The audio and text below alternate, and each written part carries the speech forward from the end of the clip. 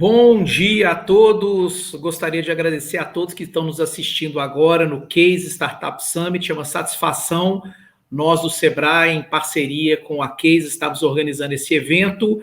Eu sou o Paulo Renato, do Sebrae Nacional, da área de inovação, gerente nacional de inovação. E o nosso tema aqui é um tema muito importante, muito precioso para os empreendedores, que são investimentos. Como que a gente consegue um investidor? Quem são os investidores? Quais são os critérios de escolha de uma empresa por parte de um investidor? Como é que se dá essa relação? Se você tem essas dúvidas, estes são os dos pontos do painel que nós vamos discutir agora. Para isso, eu vou apresentar para vocês e convidar para entrar aqui na sala alguns investidores especiais que convidamos. Primeiro, a Janaína Bering, da Fundepar. Bom dia, Paulo. Muito obrigada mais uma vez pela oportunidade. Bom dia a todos que estão nos assistindo. É um prazer estar aqui com vocês. Obrigado. Obrigado, Janaína. Queria também apresentar para vocês a Gabriela Fonseca, da Harvard Angels. Gabriela, seu microfone está no mudo, Gabriela? Estava, agora não está mais. Bom dia a todos, obrigada pelo convite, uma honra poder participar aqui do Case Summit com vocês. E é isso, eu sou a Gabriela, sou gestora do Harvard Angels. Muito obrigado, Gabriela. Obrigada. E, não menos importante, por último, o Renato, da Capital, CEO da Capital. Olá, Renato. Renato Ramalho. Bom dia, Paulo Renato. Bom dia, Janaína. Bom dia, Gabriela. Obrigado pelo convite seu, Paulo Renato, do Sebrae, para a gente contribuir aí com essa moçada que está a fim de empreender e participando desse maior evento de startups aí da América Latina. Muito, muito honrado. Vamos nessa. Muito bom. Bem, agradeço também a todos os colegas do Sistema Sebrae, principalmente ao Sebrae de Santa Catarina, que é o nosso grande parceiro, líder na promoção do Startup Summit Case. E agradecer vocês três por terem cedido o tempo de vocês, o conhecimento, a experiência, para a gente estar trocando ideias aqui com os empreendedores de todo o Brasil. Bem, eu queria começar, então, fazendo uma pergunta, né? Eu vou perguntar para os três, mas eu gostaria que a Janaína, então, Janaína, pudesse começar a responder. Enfim, qual é a organização que você trabalha, né? O que ela faz, como é que vocês trabalham essa questão de investimentos? Então, que tipo de negócios vocês analisam, tá? O que vocês estão buscando para investir?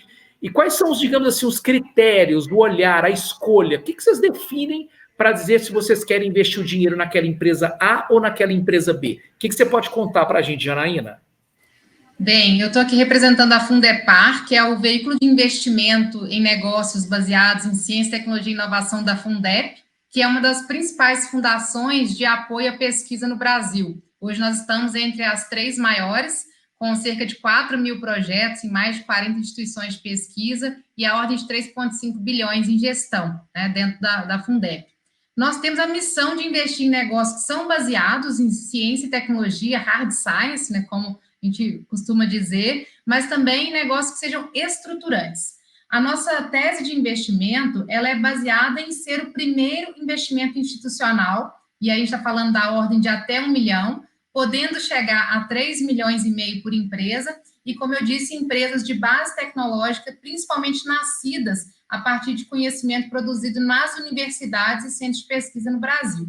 O perfil das empresas que normalmente nos atraem, né, para receber esse investimento são negócios que são, ao mesmo tempo, altamente tecnológicos e com elevado potencial de mercado, mas que também eles pecam em termos de competência de negócios para se tornarem players relevantes tanto no mercado nacional quanto internacional, porque é nesse ponto que a gente consegue agregar bastante, trazendo essa competência complementar e visão de negócio. Os nossos negócios, eles são normalmente com potencial disruptivo, são fundamentais na área de biotecnologia, nanotecnologia, materiais avançados, inteligência artificial e ciência dos dados.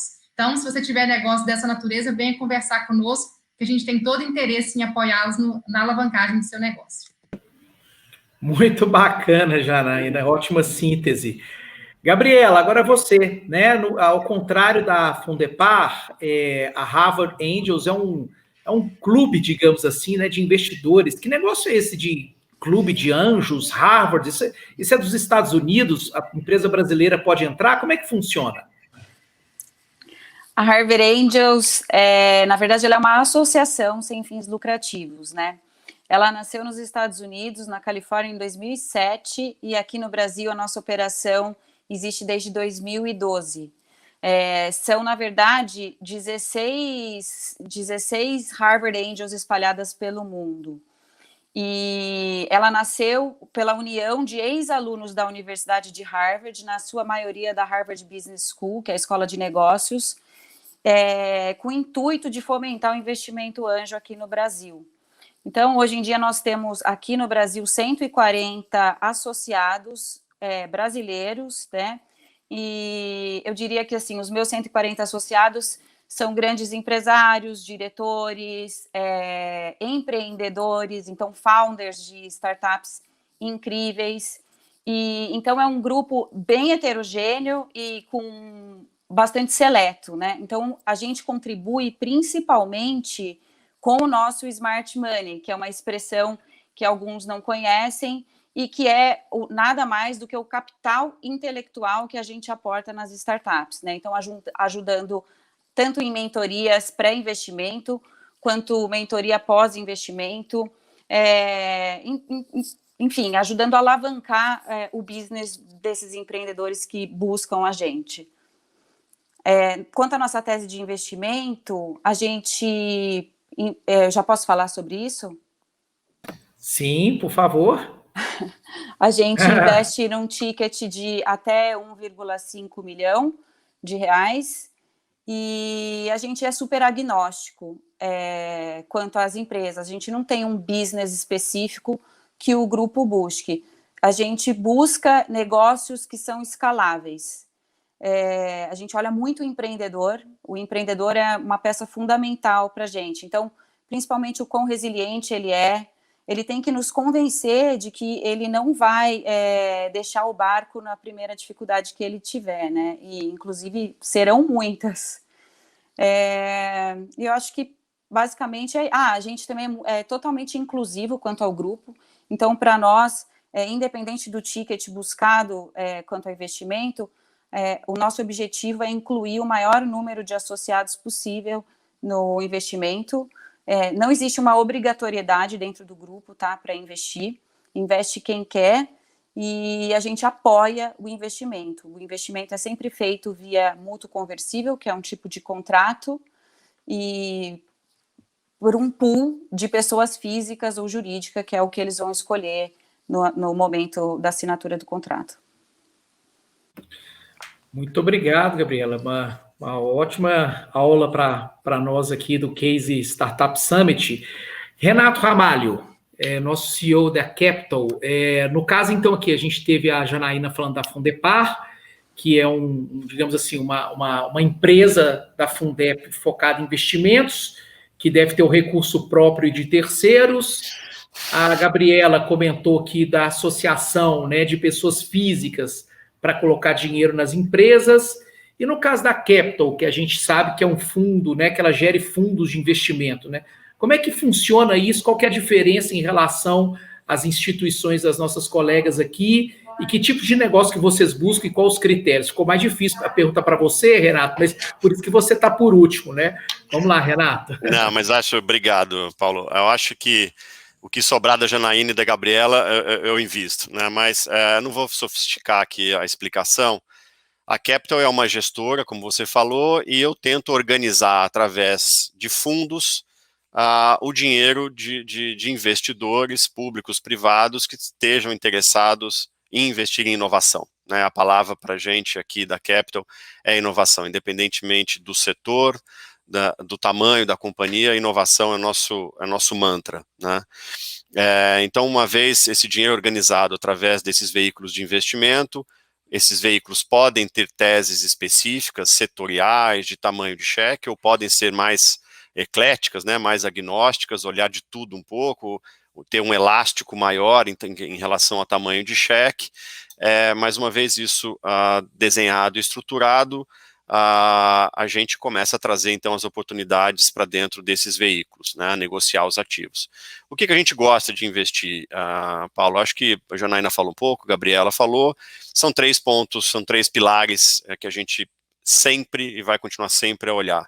É time, mercado, produto, né? Eu acho que a gente investe em pessoas, e quando a gente fala sobre esse tema, é tudo que pode nos dar conforto numa jornada de longo prazo com esse grupo de pessoas empreendedoras. Então é a resiliência, é a competência técnica, é a competência acadêmica, né? Eu acho que tudo isso vai colaborando na nossa análise de ter uma sociedade robusta, consistente no longo prazo. A gente está falando sempre de investimentos que demoram anos, né, para não dizer décadas, eventualmente. O segundo ponto, mercado, e aí a gente tem umas centenas de mercados, de possibilidades dentro desses mercados, se é agricultura, se é tecnologia, né, internet das coisas, se é saúde, enfim, tem de tudo. Tem coisas que são mais fáceis para a gente investir a partir do Brasil, né? A Capital é uma casa com DNA muito brasileiro, né? A gente gosta de reforçar isso. A gente é uma das casas mais antigas do Brasil, desde 2003, fazendo investimentos em inovação no Brasil. Já passamos por diversas ondas da tecnologia, da mídia, do varejo. Hoje a gente tem uma representatividade muito forte em agricultura, em saúde. A gente está indo agora, a gente é o maior investidor em GovTechs, né, ou seja, tecnologias que melhoram a vida do cidadão na relação com o governo. Então olhamos de tudo, né, a gente tem um pouco de dificuldade de fazer investimentos pré-operacionais, né, antes daquela empresa começar a faturar ou a ter um produto que já esteja de fato funcionando, mas a gente se diverte olhando de tudo. A gente dificilmente fala não para algum empreendedor que bate a nossa porta, até para a gente ter competência para falar não ou sim para as N oportunidades que vão até nós. Muito bom, Renato. Ótima colocação. Então, pelo que eu percebi, né, nós temos ali a Fundep, Fundepar, muito focado em hard science, em tecnologias, digamos, mais avançadas, né, Janaína? Assim, muito ligada à questão até mesmo da ciência brasileira. Nós temos a Capital aí, que você falou, né, Renato? Segmento de agricultura, GovTech, saúde. E a Gabriela falou, e agnóstico, então não tem um setor definido, né, Gabriela? Tá aberto a vários setores, desde que seja uma boa oportunidade de negócios, né? Eu queria, então, aproveitar, já que a gente falou de negócios, de empresas, e vocês falaram um pouco, assim, do que vocês buscam, se cada um poderia, para ilustrar, né, para as pessoas que estão nos assistindo, um case de sucesso de empresa investida, que vocês possam contar qual que é a empresa, não tem problema aqui falar o nome, ok? E por que vocês consideram ela um sucesso, ok? Janaína, podemos começar por você? Podemos, claro. Bem, tem várias empresas, foram até então 14 investimentos realizados pela Fundepar. Eu queria destacar aqui o investimento na Kunumi, que é uma empresa de inteligência artificial e tem uma possibilidade de impactar positivamente vários segmentos, inclusive saúde, GovTechs e outras, né, tecnologias, direta ou indiretamente, e tem crescido numa escala considerável, né, e hoje já é uma das grandes empresas referência nessa área de inteligência artificial. E eu gosto muito desse case porque ela nasce dentro da universidade, a partir de vários pesquisadores, inclusive um dos professores também, né, que é o professor Nives Viviani, como desenvolvedores dessa solução e que hoje já apresenta várias soluções para outras áreas do mercado também. Eu queria citar também, né, que além de atuar na Fundep, Fundepar, também sou investidora, anjo, também sou empreendedora, cofundadora de alguns negócios. Então, acho que a gente vai, ao longo da jornada, percorrendo um pouco desses desafios e oportunidades de empreender no Brasil. Legal. A Janaína citou, né, essa empresa Kunumi, né? Kunumi, isso. Até conheci os fundadores, né? E especificamente o professor Ziviani, que ela citou, uma curiosidade, ele foi um dos criadores da Aquan, que foi a empresa que deu origem, digamos assim, né, ao centro de pesquisa da Google no Brasil, né? Porque há muitos anos atrás eles criaram essa empresa oriunda da UFMG, ela cresceu bastante, a Aquan, e aí o Google comprou essa empresa por causa da competência em mineração de dados, que esse grupo da UFMG é um grupo muito forte, né, na América Latina, e hoje em Belo Horizonte há um centro de P&D da Google com dezenas de pesquisadores muito focado na questão de mineração de dados, que a origem vem da compra dessa empresa, e o professor Ziviani foi um dos fundadores. E a Janaína não falou muito, mas eu posso dizer, ela criou recentemente tem uns 3 anos, né, Janaína? Uma startup que... 4 anos. Oi? 4 anos. Que nós 4 anos, né, que agora desenvolveu um kit diagnóstico rápido do Covid. Não é isso, Janaína? Está fazendo um sucesso, não é? Exato. Nós criamos também, a partir do licenciamento, de uma tecnologia lá atrás, em 2016, uma tecnologia da universidade. Nós fomos aprimorando, montamos um time próprio, e ao longo desses 4 anos focamos muito no P&D dessa tecnologia, o que nos permitiu, então, uma competência com um prazo bem célere, né? Em 2 meses a gente conseguiu desenvolver esse teste diagnóstico para a COVID. E aí, hoje a gente já foi a primeira empresa a ser credenciada, né, junto ao IDEA-Gov, que é um programa do Estado de São Paulo para fornecer produtos. Recebemos um investimento também de um fundo canadense, já estamos com o FDA, autorização para comercialização nos Estados Unidos, e agora com a boa notícia da Anvisa, né, que sai para a gente comercializar e, de fato, a gente poder cumprir a nossa missão, que é salvar vidas, através da Safe Test. Ainda bem que a gente chamou esse ano para o painel, porque ano que vem não vai ser possível mais, né? Ô, Gabriela, conta então para a gente de um case de sucesso da Harvard, uma empresa muito bacana que vocês investiram e que tem crescido muito. A gente tem vários, são 18 empresas investidas até agora, mas eu poderia citar a Celero, por exemplo, que está em Curitiba e que levantou uma nova rodada agora de captação.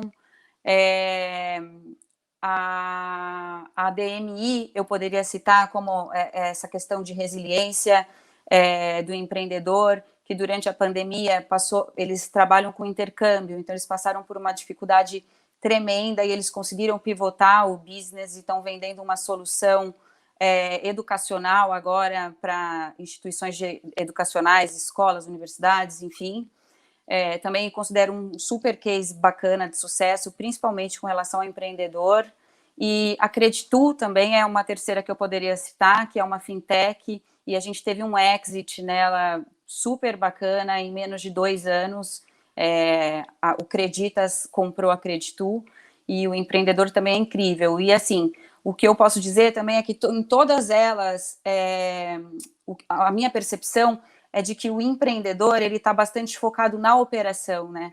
Porque quando você faz captação de investimento, às vezes eu acho que o empreendedor ele está tão focado em captar investimento e precisa de dinheiro e não sei o que as coisas acabam não acontecendo.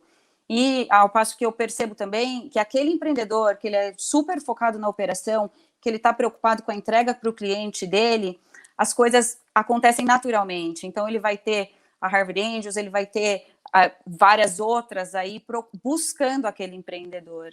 E eu acho que isso é o que faz os cases serem sucesso.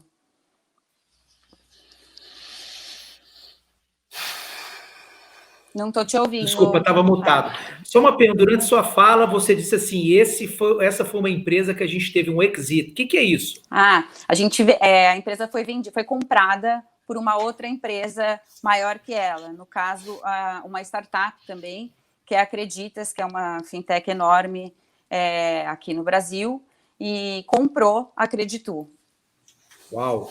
Esse é um ponto importante, né, para todos que estão nos assistindo, e eu vou passar em seguida para o Renato, que o objetivo do investidor, seja o investidor anjo, aqui no caso da Harvard, a Fundep ou a Capital, é fazer um investimento na sua empresa, fazer a aceleração, fazer todo o processo de governança corporativa, fazer a empresa crescer para quê, gente? Para que ela seja vendida, não é, gente? Vocês não querem viver dos dividendos dessas empresas, né? O grande ganho do capital está na venda dessa empresa para um outro investidor um outro fundo maior, para um investidor que a gente chama de estratégico, que no caso foi a Acreditas, né, que é essa empresa de crédito que comprou essa empresa da carteira da Gabriela, ou algum fundo internacional, enfim. Ou seja, que aí sim você tem uma rentabilidade desse dinheiro bem maior do que se eles tivessem uma aplicação financeira, digamos assim, trivial, né? Essa é a magia do venture capital, do capital de risco no Brasil e em qualquer lugar do mundo.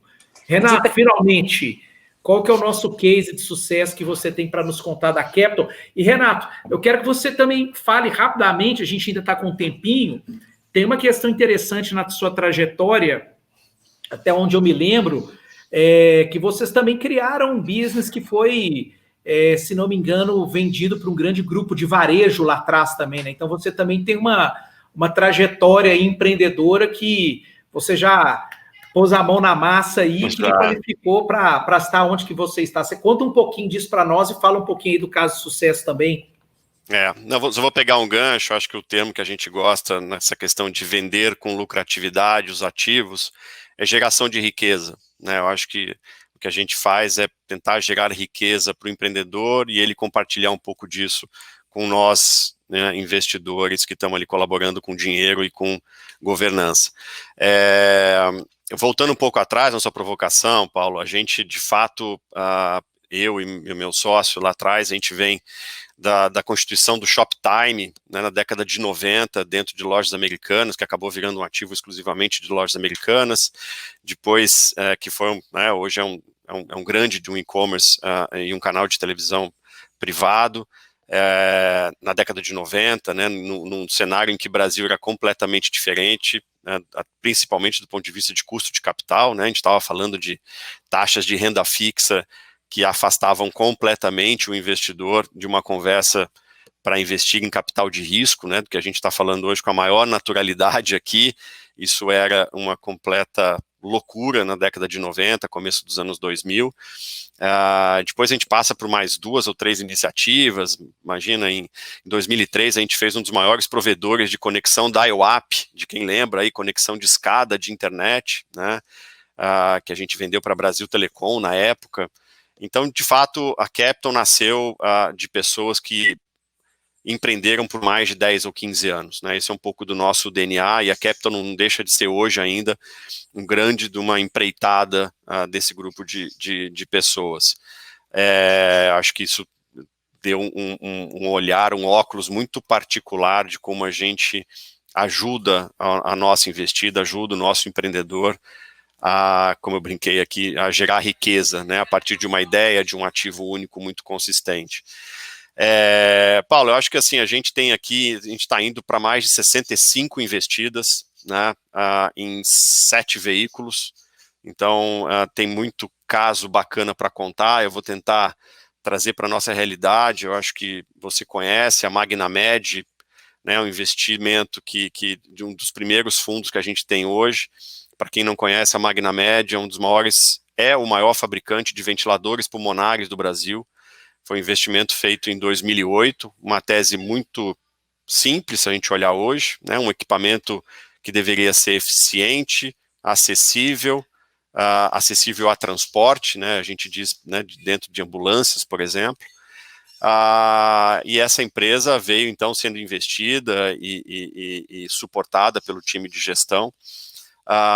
E esse ano, pelas nossas contas, deve ter salvado mais de 200 mil vidas, com quase 8 mil equipamentos distribuídos, né? Foi o maior fornecedor de ventiladores pulmonares para o Ministério da Saúde, né? Eu acho que isso é um case de sucesso.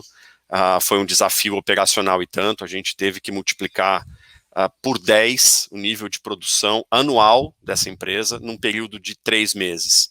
Se isso não bastasse, no mesmo período em que o mundo inteiro estava demandando as mesmas peças, os mesmos componentes, né? Então teve um desafio operacional, obviamente a conta vem em algum momento para ser paga, enorme, né? Ainda mais se tratando de vidas ali na ponta, né? Então tinha toda uma urgência para ser controlada, mas foi um case de sucesso, a gente conseguiu entregar dentro do prazo, os empreendedores estão super satisfeitos, a gente aqui como gestor desse veículo de investimento está super satisfeito.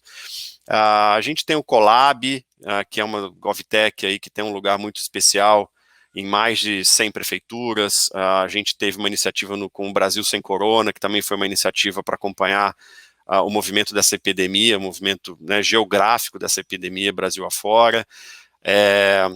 A gente tem um portal de compras públicas que hoje atende, né, mais de 1.200 prefeituras, facilitando o processo de compra dessas prefeituras, que também vocês podem imaginar o que aconteceu durante a pandemia, né? Então eu acho que tem muita história com começo, meio e fim de sucesso.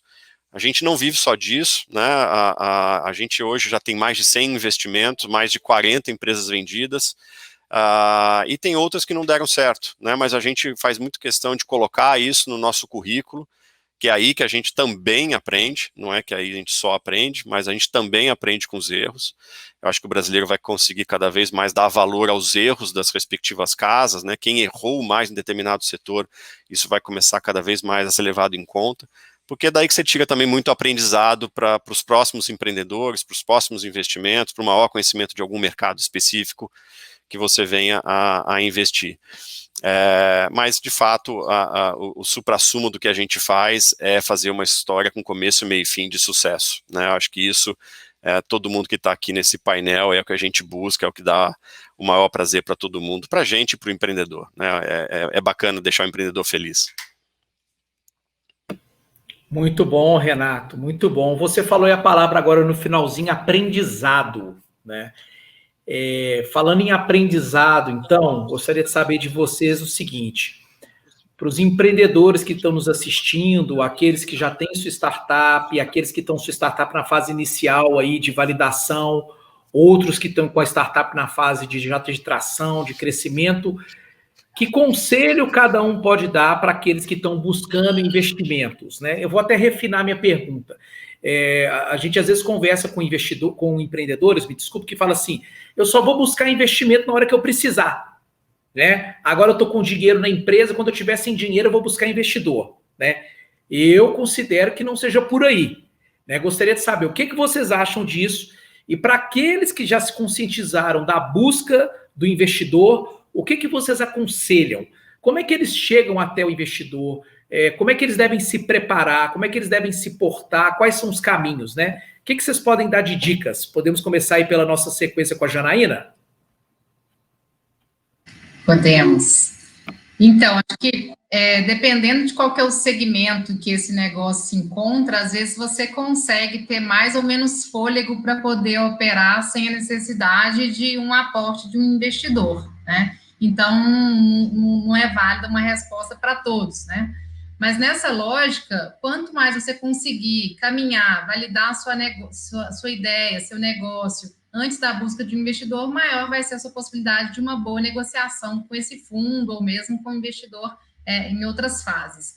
Mas é importante que acho que uma dica é, primeiro, que essa pandemia nos mostrou que os negócios estão sendo ressignificados. Então, só terá sucesso pós-pandemia e nesse mundo em transformação que a gente está vivendo, aqueles negócios que, de fato, resolvam um problema real. Então, qual que é esse problema? Quais são os diferenciais que a sua tecnologia oferece? Quem são seus principais competidores? E o que você vai aportar realmente significativamente diferente? Para que, quando você for dialogar com esse potencial investidor do seu negócio, você também tenha conhecimento de qual que é o seu potencial de crescimento. E acho que a maioria dos fundos, né, como foi colocado pelo Renato, pela Gabriela também, estão buscando pessoas, um time, né, que esteja dentro de um time também, né, que acho que se o negócio ele pode ter um grande potencial, mas dependendo de qual que é a percepção que o mercado tem daquele negócio, talvez você vai ter que desenvolver toda uma cultura. Então, acho que o principal ponto que eu gostaria de destacar é em relação a resolva problemas reais, né, e foque no desenvolvimento de um time, e que, se você não tem todas as competências necessárias, busque pessoas para compor esse time junto contigo. Muito bom, Janaína. Gabriela, qual que é o seu conselho para os empreendedores? Eu acho que, se eu tivesse que dar conselhos, eu daria, acho que, 3 principais. O primeiro, eu acho que, com certeza, o empreendedor ele tem que focar no pitch dele, né? Eu acho que o pitch, quando ele vai buscar um investimento e que ele precisa de um investidor, é assim, imprescindível que ele consiga, dentro daqueles minutos, despertar o interesse do investidor para ele querer saber mais e ver os números até chegar um sim para um investimento. O segundo ponto, eu acho a resiliência, né? Sejam resilientes, eu acho que vocês vão ouvir muitos nãos antes de ouvir um sim, e eu acho isso super importante, assim, você tomar a pancada e não desistir, levantar e bora para outra. E o terceiro ponto é, como eu já comentei antes, eu acho que foquem na operação, sabe, na entrega, o que vocês estão entregando de fato para os seus clientes. E o resto, ele vem naturalmente, o investimento vem naturalmente, a escalabilidade acaba chegando naturalmente. Foquem na entrega, foquem sempre na operação e no que vocês estão entregando, e como a Janaína colocou muito bem, em resolver realmente um problema que existe. Eu acho que é isso. Se eu tivesse que dar um conselho, seriam esses 3 conselhos. Muito bom. Renato, e o que você tem para nos ensinar? Vou tentar trazer isso para uma realidade, assim, um exemplo cotidiano de muitos dos empreendedores, né? Estuda para tirar 10 na prova, né? Assim, aquela sensação de que você fala, não estudei, acho que eu vou pro 5 bola, vou colar de um amigo, né? Assim, nem eu, nem Gabriela, nem a Janaína, nenhuma das casas tem trouxa, né? Tem bobo, assim, tem muito profissional competente, só faz isso olhando. A gente tem uma base hoje de análise chegando a 6 mil empresas, né? Então, essa sensação de que você vai sair de casa sem a ideia que vai tirar um 10, não saia de casa, né? Eu acho que se fosse para limpar, assim, de uma maneira meio preto e branco, né? Aqueles casos que a gente nem se aprofunda é quando a pessoa realmente entra, um pouco do que a Gabriela falou, foi um trabalho preguiçoso, um material mais mal construído, uma pesquisa mal feita, né? A famosa frase, eu não tenho concorrente, eu não tenho competidor, né? Isso não existe em 2020, né? Dificilmente você vai ter algum ativo, a não ser que a gente esteja falando de propriedade intelectual, coisas mais na fronteira aí de inovação. Então, acho que se fosse para te falar o que a gente descarta, né, se fosse para fazer um biotipo, são pessoas normalmente preguiçosas, né, se fosse para dar um pouco de nome e sendo super objetivo. Eu acho que quem não é preguiçoso, que vai para tirar 10 com um investidor, vai fazer isso com o investidor, vai fazer isso no dia a dia da companhia, vai ter foco para tirar 10 dentro da sua empreitada. Eu acho que esse é o primeiro comentário. O segundo, eu acho que não tem a pressa, né? Eu acho que a gente vive hoje uma certa onda até de modismo ao redor do que a gente faz, né, da tecnologia, da inovação, né, são os documentários aí nas principais redes sociais, falando das redes, né, e tudo que acontece ao redor de tecnologia. Mas, de novo, aqui do nosso lado a gente não faz isso pela velocidade, a gente faz isso pela qualidade, né? Então faça isso dentro do seu tempo, produza o material que você acha que você vai ter muita consistência na hora que você sentar na frente de um investidor. A segunda coisa que o Paulo Renato falou, e eu concordo, sempre converse com o investidor, né? Se não for o momento do dinheiro, é o momento do aprendizado. Se for o momento do aprendizado, é o momento do dinheiro. Então, acho que você está sempre se relacionando bem com pessoas inteligentes que possam contribuir no seu dia a dia. Façam isso, né? Cuidado para não fazer disso a sua vida e abandonar a sua companhia. Obviamente, a única coisa que você tem é o seu tempo, né? Então, priorize muito disso. Mas eu sempre falo para as nossas investidas, sempre mantenha um bom relacionamento com um potencial investidor, com um potencial conselheiro, com um potencial co-empreendedor. Eu acho que isso é importante. Eu acho que é importante você manter um bom relacionamento nesse mundo que todo mundo se fala, que todo mundo está interconectado, né? Uma má impressão que você deixe num relacionamento, isso pode te atrapalhar ali na frente. Excelente, Renato. Nossa, gente, quanta aprendizagem, né? Eu acho que vai ser muito bom para todos que estão nos assistindo. Vocês estão dando uma verdadeira aula.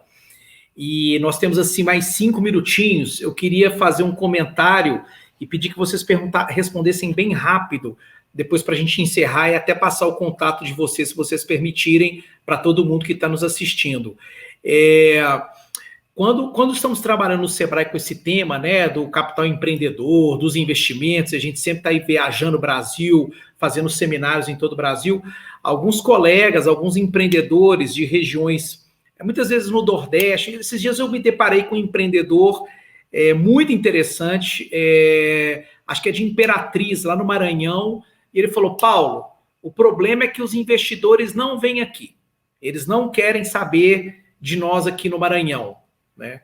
Então, pegando isso que o meu colega lá de Imperatriz no Maranhão falou, vocês acreditam que isso seja verdade? Se tiver um bom negócio em Imperatriz, em qualquer outra cidade desse país que esteja fora do circuito aí de onde vocês estão, Rio de Janeiro, São Paulo, né, Curitiba, Belo Horizonte, né, existe a chance dessa empresa, dessa startup receber investimento?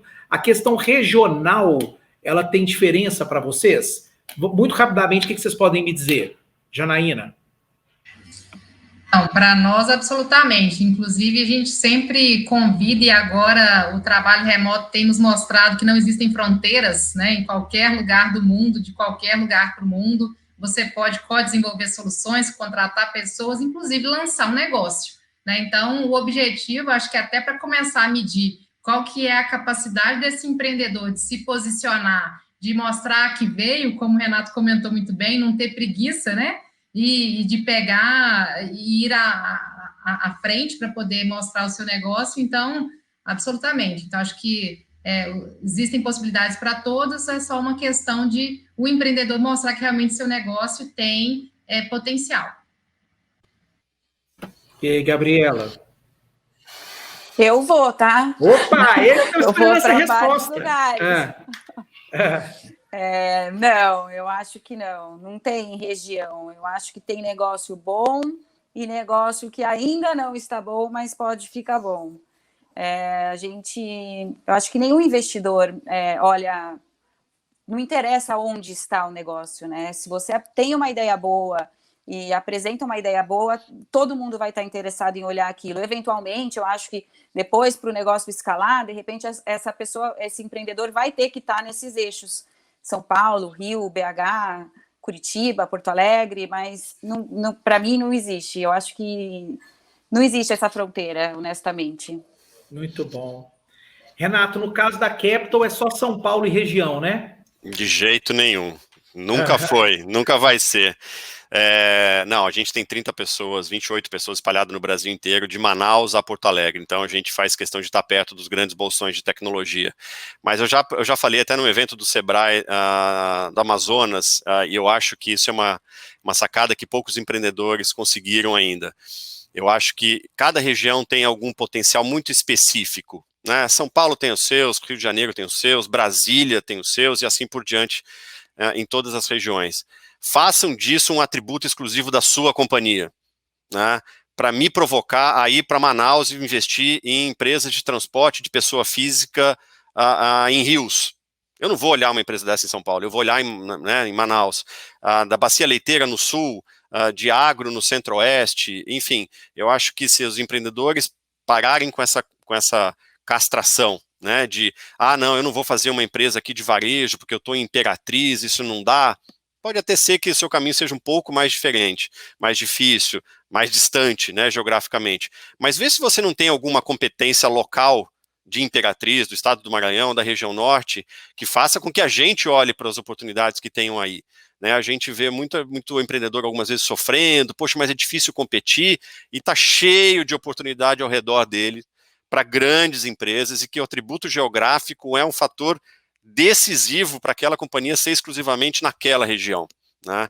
Então, de jeito nenhum, não se castrem empreendedores. Façam da sua região um atributo que seja até exclusivamente seu. Isso é uma barreira importante para você. Excelente. Eu fiquei tentado aqui a falar do nosso programa em Nova Amazônia, mas fica para uma outra conversa com vocês, que é para gerar o que a gente chama das startups da floresta, viu, Renato? Vocês vão gostar, bem nessa linha mesmo. Pessoal, muitíssimo obrigado, né? Chegamos aqui ao final do nosso painel. Vocês foram extremamente didáticos, extremamente gentis com todo mundo que está nos assistindo. tenho certeza que elucidou muito as dúvidas, os temores que a gente percebe no nosso cliente do Sebrae, do mundo do investimento.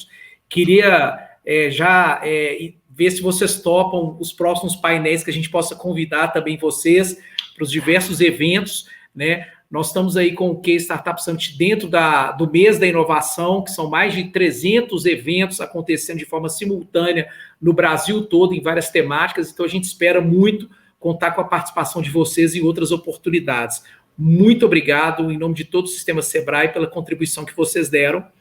E aí, deixar aí alguns minutinhos para vocês. Vocês topam deixar o e-mail de vocês e uma forma de buscarem vocês na rede social? Janaína, e-mail, como é que a gente te acha na rede social? O meu e-mail e também pelo LinkedIn, Janaína, com Y, Bering, BHRING, mas depois vai ser passado também. Aí todos podem me acessar, principalmente pelo LinkedIn, e estou à disposição para esclarecer dúvidas e para a gente conversar. Obrigado, Janaína. Obrigada, mais Gabriela? Eu também espero receber vários projetos aí de vocês. O meu e-mail é gabriela@hbsangels.com.br, meu LinkedIn Gabriela Fonseca, e tem, para quem quiser conhecer mais do grupo, tem o nosso site, que é www.hbsangels.com.br. Eu vou ficar aguardando o projeto de vocês. Vou adorar receber todos. Muito bom. Renato Ramalho, e você? Como é que a gente pode te achar? Site da Capital, kptl.com.br, tem tudo lá. Empreendedores, cadastrem seu projeto para a gente analisar. Meu e-mail, renato.ramalho@kptl.com.br, e a partir do Renato Ramalho vocês me acham em qualquer lugar. Muito bem. Pessoal, muito obrigado pela contribuição, muito obrigado a todos os colegas do Sebrae também, de todos os estados que estão nos assistindo, à equipe da Unidade de Inovação. Grande abraço a todos e vamos para a próxima. Um abraço. Obrigado, Tchau, um abraço. Tchau, tchau.